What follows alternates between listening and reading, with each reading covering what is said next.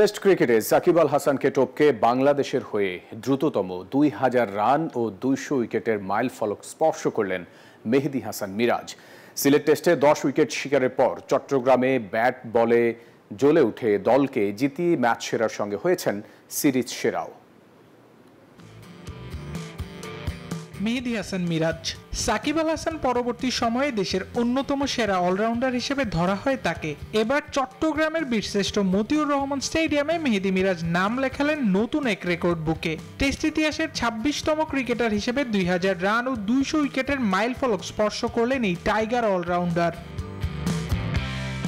জিম্বাবুয়ের বিপক্ষে চট্টগ্রাম টেস্টে যখন টাইগাররা ব্যাটিং ব্যর্থতার দ্বার প্রান্তে, তখনই ত্রাতা হয়ে আসলেন মিরাজ। টেলেন্ডারদের নিয়ে জুটি করে দলকে এনে দিলেন লড়াকু লিড। সেই সাথে নাটকীয়ভাবে টেস্ট ক্যারিয়ারে নিজের দ্বিতীয় শতক তুলে নিলেন।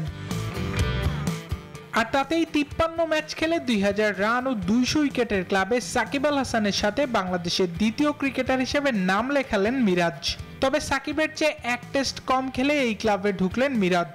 যেখানে সাকিবের লেগেছিল 54 টেস্ট, এই অলরাউন্ডারের সেখানে লাগলো 53 ম্যাচ। সাকিবের অর্জন অনেক বেশি আমরা জানি, ঠিক আছে। আর এই কোশ্চেনটা সবাই দেখি করে সব সময়, যে দেখেন সাকিব ভাই রোল প্লে করেছে।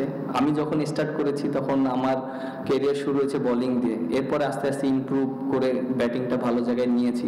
ব্যাট হাতে সেঞ্চুরির পর বল হাতেও মিরাজ ছিলেন বেশ ধারালো। সিলেটের পর চট্টগ্রাম টেস্টেও পেয়েছেন 5 উইকেটের দেখা। অসাধারণ পারফরমেন্সে ম্যাচ সেরার সাথে হয়েছেন সিরিজ সেরাও। আবরার আল দাইয়ান, নিউজ 24।